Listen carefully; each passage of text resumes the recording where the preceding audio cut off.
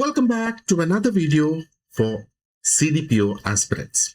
അപ്പം എങ്ങനെയാണ് നമ്മുടെ ഈ ഒരു കോഴ്സ് ഉപയോഗിക്കേണ്ടത് and how this course will benefit U എന്നുള്ളത് ക്വിക്ക് ആയിട്ട് നമുക്കൊന്ന് ഡിസ്കസ് ചെയ്യാം. ഇന്ന് നമ്മൾ സൈക്കോളജി ലെസൺസ് സ്റ്റാർട്ട് ചെയ്യുവാണ്. So let me just give you A quick overview. Psychology നമുക്കറിയാം 25 മാർക്സിന്റെ ക്വസ്റ്റ്യൻസ് വരും. 6 യൂണിറ്റ്സ് ഉണ്ട്.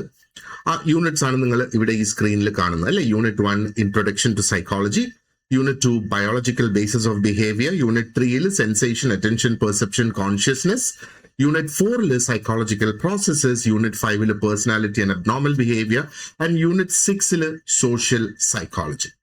ഈ ടോപ്പിക്സിൽ നിന്ന് തന്നെ നമുക്ക് ഓൾറെഡി അറിയാം ഇറ്റ് ഈസ് ക്വൈറ്റ് ഹ്യൂജ് അല്ലെ. 25 മാർക്കിന്റെ ചോദ്യങ്ങളാണ് നമുക്ക് ഇതിനകത്ത് നിന്ന് വരിക. അതും ഓർത്തു വെച്ചോളുക. അപ്പൊ ചോദ്യങ്ങൾ ലേറ്റസ്റ്റ് ആയിട്ടുള്ള PSCയുടെ ക്വസ്റ്റ്യൻസ് എന്ന് പറയുമ്പോൾ അത് ജസ്റ്റ് നമ്മൾ ബൈഹാർട്ട് ചെയ്ത് പോയാൽ നമുക്ക് ആൻസർ ചെയ്യാനായിട്ട് കഴിയില്ല. കുറച്ച് ഡീപ്പായിട്ട് പഠിച്ച് മനസ്സിലാക്കി തന്നെ പോയെങ്കിലേ നമുക്ക് ഇതുമായിട്ട് മുന്നോട്ട് പോകാനായിട്ട് സാധിക്കുള്ളൂ. എങ്കിൽ മാത്രമേ നമ്മൾ സക്സീഡ് ചെയ്യുള്ളൂ. അപ്പോൾ ആദ്യം തന്നെ we need to prepare. Okay, so let's see how we can be prepared to prepare.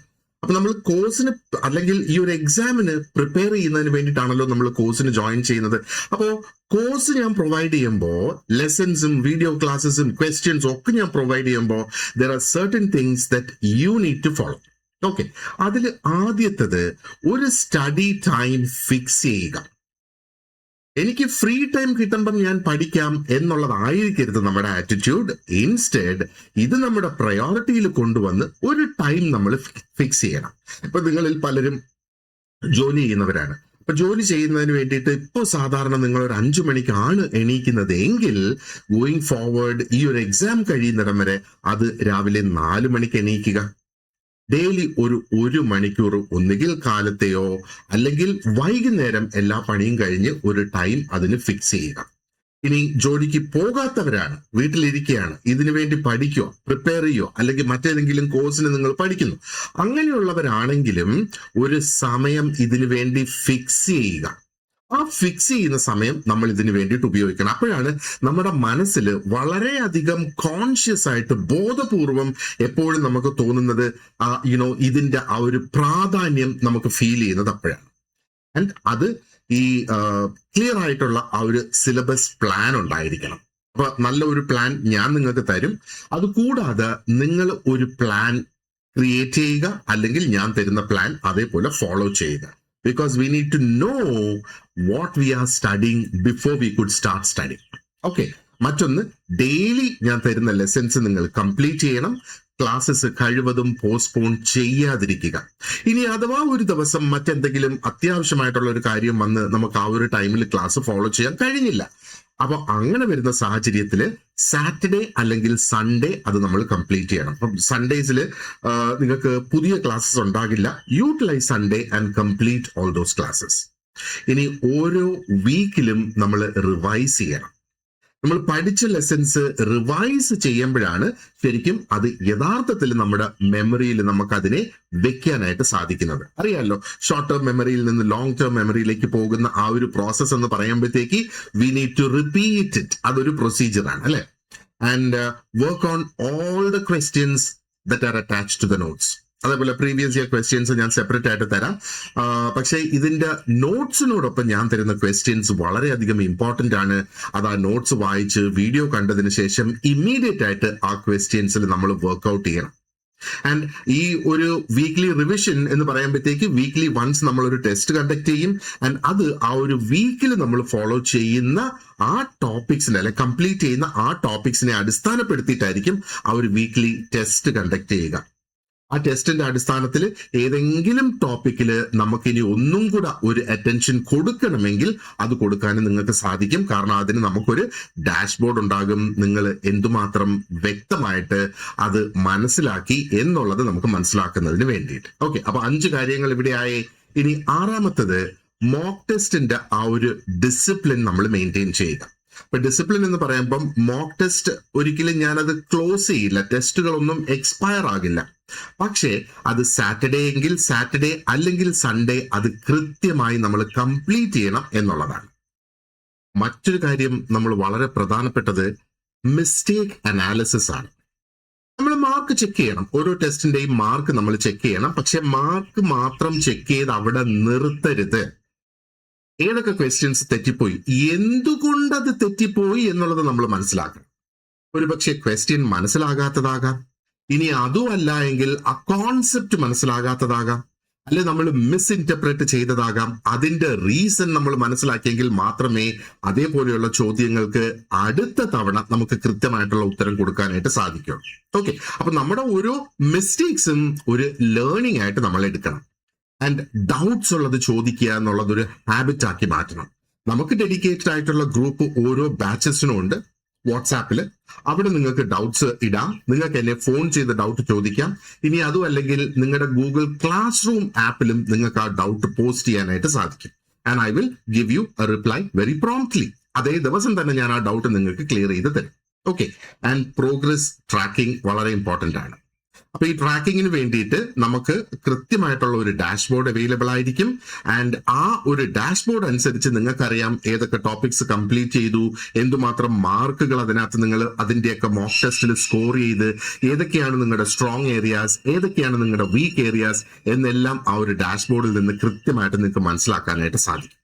കാരണം നമ്മൾ ഈ ഒരു പ്രോഗ്രസ് ട്രാക്ക് ചെയ്തില്ല എങ്കിൽ നമുക്ക് ഒരിക്കലും ഇംപ്രൂവ് ചെയ്യാനായിട്ട് സാധിക്കില്ല. അപ്പൊ അതിന് നമ്മൾ മനസ്സിൽ ഓർത്ത് വെക്കാന്ന് വിചാരിച്ചു കഴിഞ്ഞാൽ നടക്കില്ല. എപ്പോഴും we need to see what is what and remind us constantly.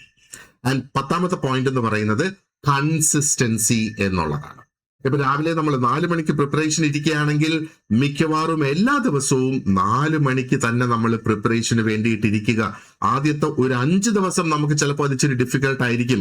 6ന്റെ അന്ന് മുതൽ അത് നമ്മുടെ ലൈഫിന്റെ ഒരു പാർട്ടായി മാറി നമ്മുടെ ഒരു ഹാബിറ്റായി അത് മാറിക്കഴിയും എന്നുള്ളതാണ്. Okay, so your preparation begins before studying begins എന്നുള്ളത്. ഇനി ഞാനൊന്ന് ക്വിക്കായിട്ട് കാണിക്കട്ടെ, നമ്മൾ ഗൂഗിൾ ക്ലാസ് റൂമിൽ എന്തൊക്കെയാണ് ഒരു സ്റ്റുഡന്റ് എന്ന നിലയിൽ നിങ്ങൾ ചെയ്യേണ്ടതെന്ന് ഞാനൊന്ന് കാണിച്ചു തരാം. ഞാനത് ഗൂഗിൾ ക്ലാസ് റൂം ലാപ്ടോപ്പിൽ ഓപ്പൺ ചെയ്തിരിക്കുകയാണ്. അപ്പൊ മൊബൈലിലും ഇതേ രൂപത്തിൽ തന്നെയാണ് നിങ്ങൾക്ക് കാണുക. ഓക്കെ, നമുക്കിവിടെ കാണാം മുകളിൽ ലെഫ്റ്റ് ഹാൻഡ് സൈഡിലായിട്ട് 3 ടാബ്സ് ഇവിടെയുണ്ട്. Stream, class work and people എന്ന് പറയുന്നത്. അപ്പൊ ഈ സ്ട്രീം ടാബില് നമുക്ക് ആ ഒരു ഡെയിലി ഉള്ള നോട്ടിഫിക്കേഷൻസ് അല്ലെങ്കിൽ മെസ്സേജസ് ആണ് നമുക്ക് ഇതിനകത്ത് വരിക. ഇപ്പൊ സ്ട്രീമിൽ നിന്നല്ല നിങ്ങൾ ക്ലാസ്സസ് എടുക്കേണ്ടത്. Come to class work. നിങ്ങളുടെ മൊബൈലിൽ അത് സ്ക്രീനിന്റെ താഴെ ആയിരിക്കും ഈ 3 ടാബ്സ് ഉണ്ടാവുക. അപ്പൊ അതിൽ ക്ലാസ് വർക്ക് ടാബ് എടുക്കുക. ക്ലാസ് വർക്ക് ടാബ് എടുത്തു കഴിയുമ്പോൾ നിങ്ങൾക്ക് ഇതേപോലെയുള്ള കുറച്ച് ഓപ്ഷൻസ് ഇവിടെ കാണാൻ കഴിയും. ഒന്നുകിൽ നിങ്ങൾക്ക് വ്യൂ യുവർ വർക്ക്, അപ്പൊ നിങ്ങൾ അവിടെ കംപ്ലീറ്റ് ചെയ്തിട്ടുള്ള ലെസൺസ് നിങ്ങൾക്ക് അവിടെ കാണാനായിട്ട് സാധിക്കും. ഇനി അതുമല്ല എങ്കിൽ യു കം ഹിയർ, ക്ലാസ് വർക്കിൽ തന്നെ തിരിച്ചു വന്നിട്ട് ഒരു പുതിയ ലെസൺ ആണ് ഇവിടുന്ന് ഇന്ന് എടുക്കുന്നതെന്ന് വിചാരിക്കുക. So you click on the new lesson. New ലെസണിൽ ക്ലിക്ക് ചെയ്ത് വ്യൂ ഇൻസ്ട്രക്ഷൻസ്, അപ്പോൾ ആ ഒരു ലെസൺ കംപ്ലീറ്റ് ആയിട്ട് അവിടെ വരും. അപ്പൊ അതിൽ നിന്ന് ഇവിടെ എന്തെങ്കിലും ഇൻസ്ട്രക്ഷൻസ് ഉണ്ടെങ്കിൽ ആ ഇൻസ്ട്രക്ഷൻസ് ഞാൻ എഴുതിയിരിക്കും. നിങ്ങൾക്ക് എന്തെങ്കിലും കമന്റ് ആഡ് ചെയ്യണമെങ്കിൽ ഇവിടെ ഈ ആഡ് കമന്റ്സ് ഓപ്ഷൻ എടുത്തിട്ട് you can add whatever comments you would like to add. അപ്പോ ഇനി ഈ ഒരു നോട്ട് വായിക്കുക. ആ നോട്ടിൽ ക്ലിക്ക് ചെയ്യുമ്പോഴത്തേക്ക് that will open up. Okay, അത് നിങ്ങൾക്ക് ഡൗൺലോഡ് ചെയ്യണമെങ്കിൽ ഡൗൺലോഡ് ചെയ്യുകയും ചെയ്യാം. അതേപോലെ ഈ വീഡിയോയുടെ ലിങ്കിൽ ക്ലിക്ക് ചെയ്ത് നിങ്ങൾക്ക് ആ വീഡിയോയും കാണാം. അതോടൊപ്പം ഇത് കംപ്ലീറ്റ് ചെയ്തതിനു ശേഷം ഈ റൈറ്റ് സൈഡിൽ നിങ്ങൾ ഒരു ഓപ്ഷൻ ഇവിടെ കാണുന്നുണ്ടല്ലോ. ഈ ഓപ്ഷനിൽ click on mark as done.